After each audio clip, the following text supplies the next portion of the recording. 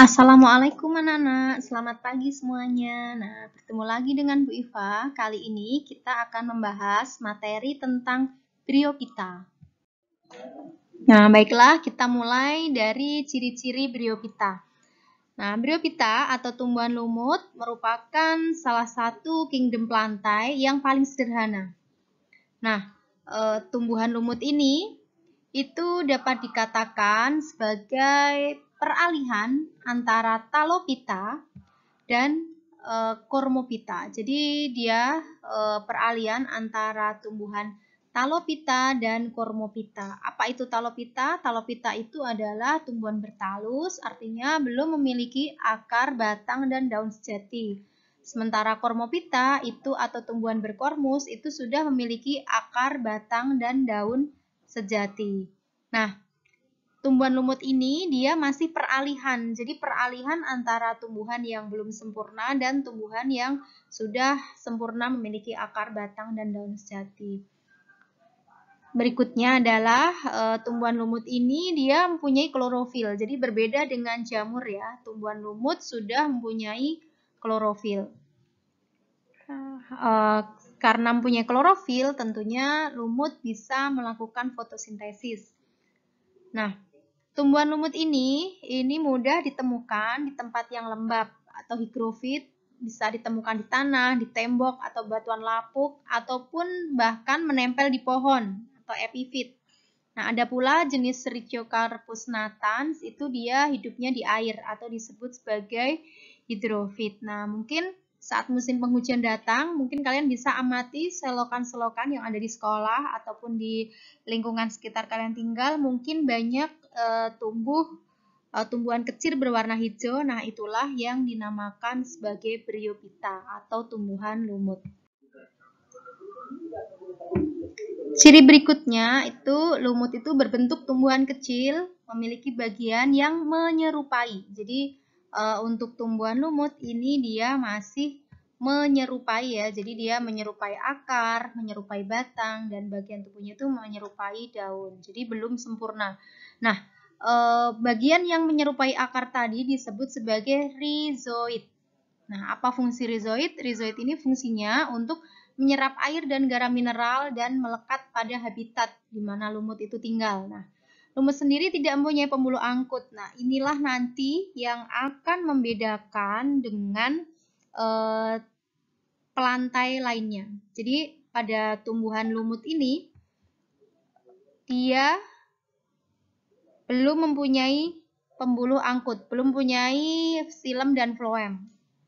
Jadi yang membedakan tumbuhan lumut dengan tumbuhan paku maupun tumbuhan biji itu adalah lumut ini belum mempunyai pembuluh angkut, di mana bagaimana transportasi airnya, air itu diserap oleh rhizoid, kemudian diedarkan ke seluruh tubuh melalui difusi, penyerapannya tadi secara imbibisi. Nah, selanjutnya saya akan jelaskan terkait struktur tubuh lumut. Nah, pada struktur tubuh lumut ini kita dapat lihat lumut ini mempunyai dua bagian, yaitu bagian gametofit dan bagian sporofit. Nah, gametofit itu adalah bagian dari tumbuhan lumut yang menghasilkan gamet. Sementara sporofit adalah bagian dari tumbuhan lumut yang menghasilkan spora. Nah, sporofit ini terdiri atas sporangium maupun seta. Seta ini adalah tangkai dari sporangium. Sementara sporangium itu adalah kotak spora. Nah, bagian menyerupai akar ini disebut sebagai rhizoid, kemudian bagian yang berwarna hijau itu disebut sebagai gametofit. Jadi tampak dari tumbuhan lumut yang berwarna hijau itu adalah bagian gametofitnya. Kenapa? Karena bagian ini nantinya yang akan menghasilkan gamet jantan maupun gamet betina.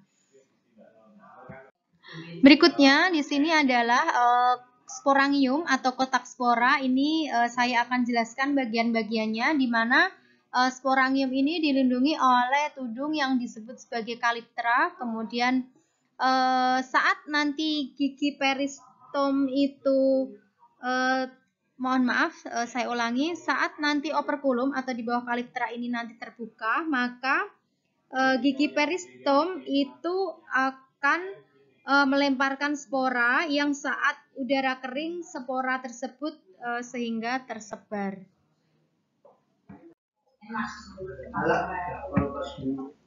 Berikutnya saya akan jelaskan terkait metagenesis lumut. Nah, apa sih yang membedakan metagenesis lumut dengan metagenesis tumbuhan paku? Nanti akan saya jelaskan setelah tumbuhan paku itu dijelaskan. Nah, sekarang kita akan mulai dari metagenesis tumbuhan lumut, di mana metagenesis itu adalah pergiliran keturunan antara fase vegetatif dan fase vegetatif. Maaf, saya ulangi. Jadi metagenesis itu adalah pergiliran keturunan antara fase vegetatif dan fase generatif pada tumbuhan lumut. Nah, metagenesis ini dimulai dari spora. Spora jatuh di tempat yang lembab, tumbuh menjadi protonema. Kemudian protonema ini akan tumbuh menjadi gametofit atau tumbuhan lumut, di mana tumbuhan lumut ini ada yang menghasilkan archegonium ataupun menghasilkan antheridium. Kemudian archegonium akan menghasilkan sel telur, antheridium menghasilkan spermatozoid. Sel telur dan spermatozoid akan melakukan fertilisasi membentuk zigot. Jadi nanti sel telur ini akan mengeluarkan suatu zat sehingga spermatozoid ini nanti akan bergerak secara kemotaksis untuk menghampiri sel telur sehingga terjadilah pembuahan. Zigot yang terbentuk itu nanti akan tumbuh menjadi embrio, kemudian akan menjadi sporogonium. Dan selanjutnya akan menghasilkan spora, begitu seterusnya siklus ini terjadi. Sehingga fase vegetatif ini terjadi di sini, di mana spora jatuh di tempat yang lembab, tumbuh menjadi protonema atau lumut muda. Sementara fase generatif itu terjadi saat terjadinya pembuahan antara sel telur dan sel spermatozoid. Nah, ini adalah gambar secara visualisasinya. Jadi ini tadi contoh dari lumut daun, misalnya spermanya, sporangiumnya pecah, kemudian menghasilkan spora.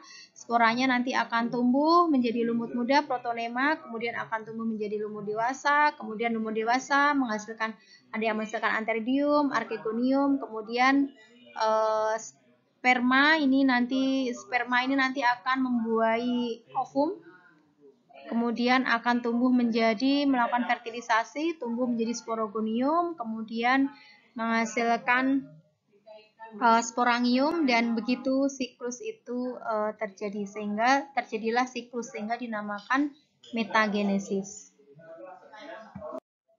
Nah, Bryophyta itu diklasifikasikan menjadi 3 kelas. Yang pertama itu adalah Hepaticopsida atau lumut hati. Contoh yang paling terkenal dari lumut hati ini adalah Marchantia polymorpha. Ini adalah contoh dari visualisasi atau contoh dari tumbuhan lumut hati, di mana lumut hati ini juga dia mempunyai antheridium dan archegonium yang bentuknya berbeda. Ini adalah contoh animasinya. Kemudian ini adalah contoh asli dari tumbuhan lumut hati. Mungkin kalian sering temui di tebing-tebing di dekat air terjun mungkin, atau di dekat sungai ya. Ini akan banyak sekali tumbuh Hepaticopsida ini. Mungkin kalian kalau main ke daerah dekat air terjun atau tebing yang sangat lembab, ini banyak dijumpai Marchantia ini.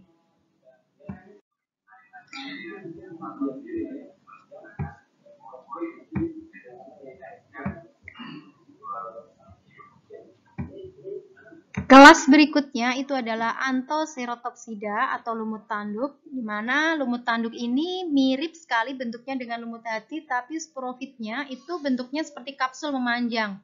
Nah, seperti ini kurang lebih gambarnya. Nah, contoh dari Anthocerotopsida itu adalah Anthoceros puncatus. Kelas terakhir dari Bryophyta itu adalah Bryopsida atau lumut daun. Nah, ini merupakan lumut sejati yang jumlahnya paling banyak di antara jenis lumut lainnya. Ini adalah contoh lumut hati yang sering kalian jumpai di sekitar tempat tinggal kalian, atau bahkan di sekitar sekolah kita ini banyak sekali dijumpai ya. Nah, ini tadi contoh struktur visualisasi animasinya. Kemudian ini adalah contoh penampakan asli dari lumut daun. Nah, contoh dari Bryopsida itu adalah Sphagnum squarosum maupun Polytrichum commune.